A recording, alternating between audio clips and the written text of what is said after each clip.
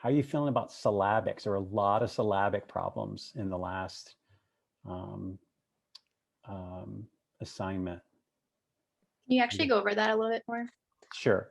There are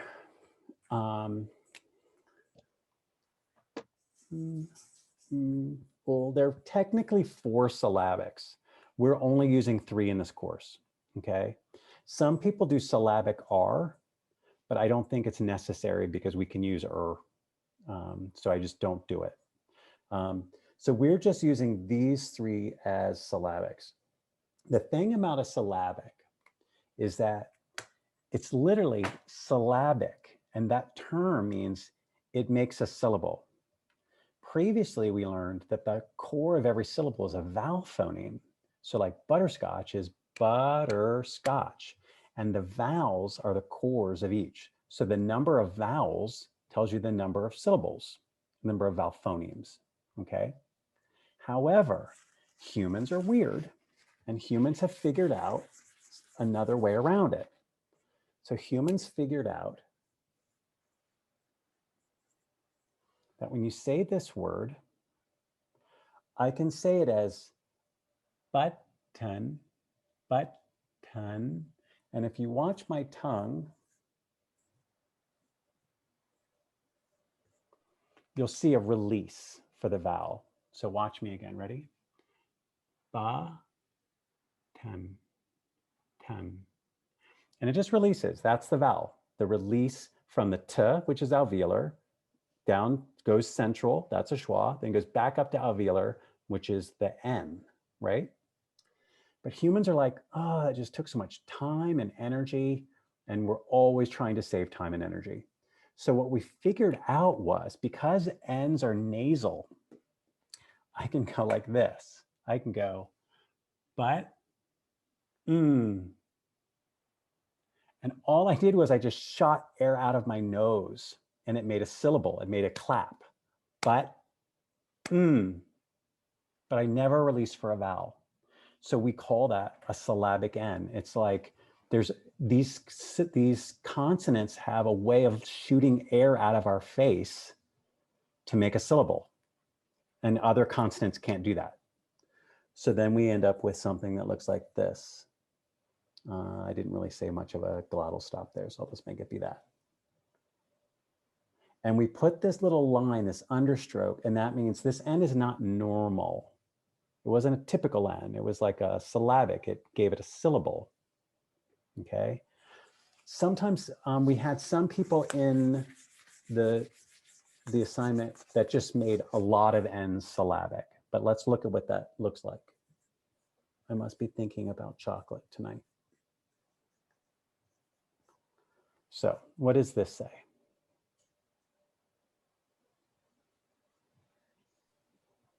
Snickers. Snickers, okay? I don't know why I'm on a chocolate fix. So if I make that syllabic, what does it say now?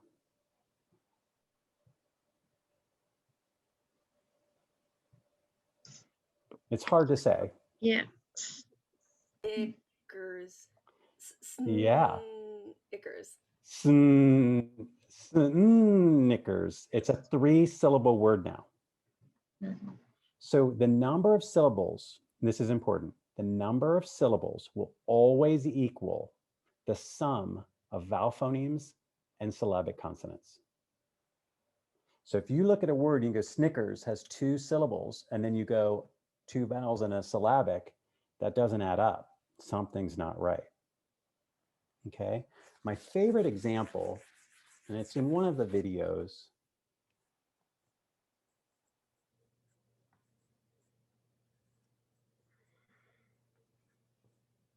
Okay, what does this say?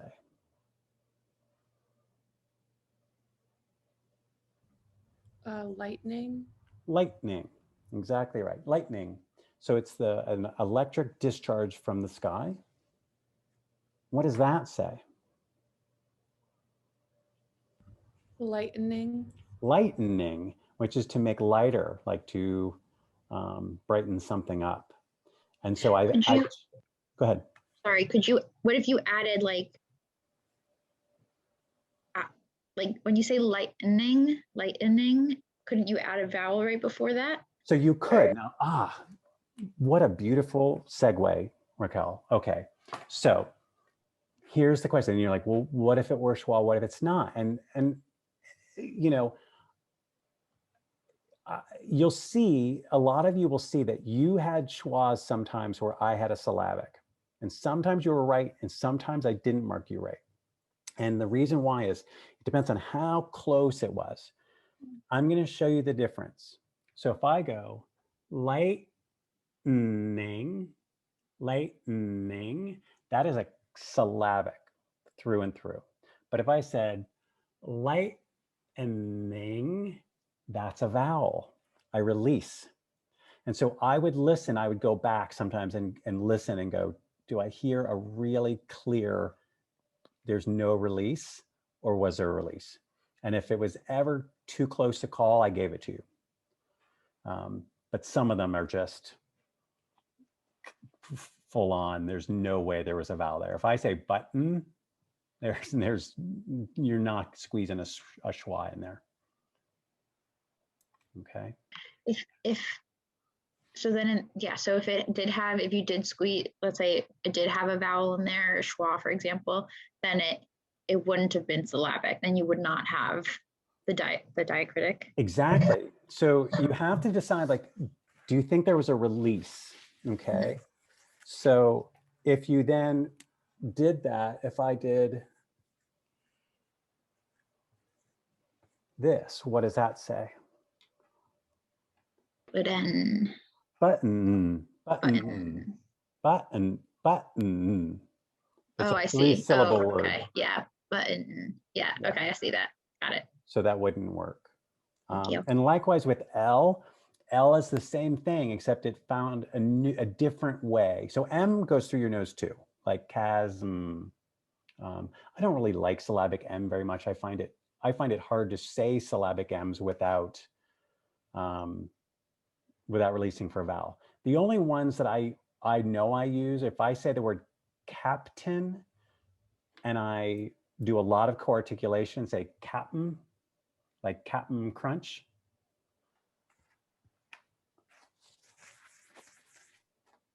Actually, you guys do this. Let's start. You guys transcribe for me. Captain Crunch. Do those two words. Captain Crunch, the world's greatest cereal. Indisputable.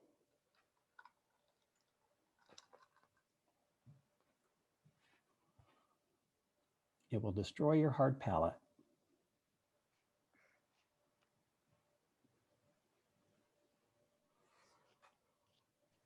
Could you say it again, please? Sure. Captain Crunch. And then when we're ready, when everybody's ready, we'll all flip them up. Oh, let me write mine too.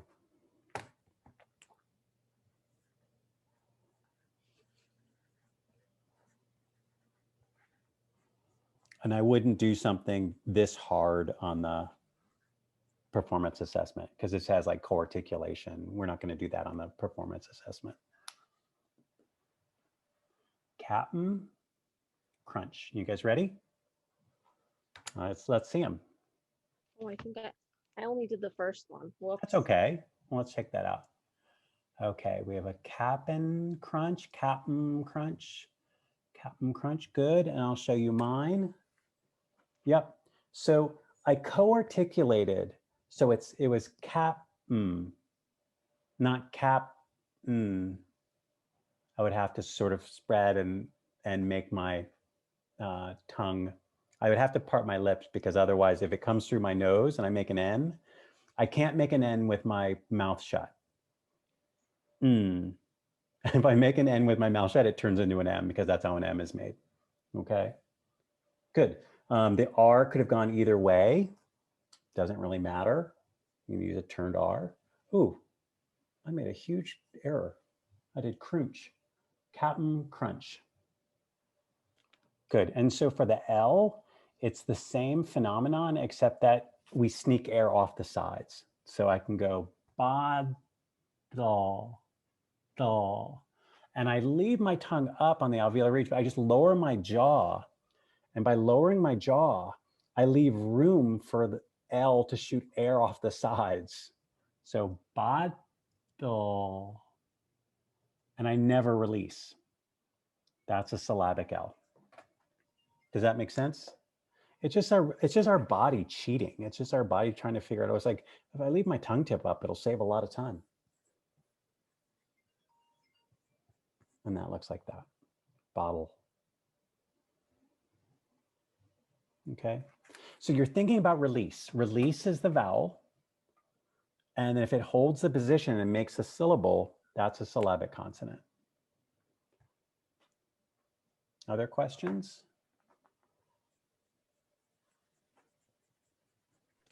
Do you like repeat the word impossible? Like one with, like this is one word in the in our assignment. Impossible, like the one with schwa and then L, and the other with syllabic L at the end. Sure. Like, so the trick for this is, and it's really great because I do this with my accent clients. Sometimes I will teach them to co-articulate because they will deliver sounds sequentially, and it'll sound fine. It'll sound correct, but it will sound unnatural, right? And they know it sounds unnatural, but they can't figure out what to do. So I will teach them how to make two sounds at the same time to get ready. So what we do typically with impossible is that when my lips close for the B, my tongue is already in place for the L. So I go impossible, and my tongue starts to go up as my lips close. And I go ball, ball. My tongue is just there. If I do it with a schwa, I get impossible, ball, ball, ball. And you can hear the schwa, ball, impossible. I'm sorry, that's impossible versus impossible. It's already there, bowl. Now, what I want you to notice is a lot of people transcribe it like this. What does this say?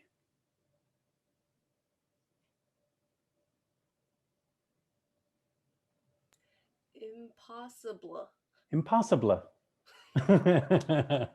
We need a little mark there to make it a bowl versus a blah. Okay.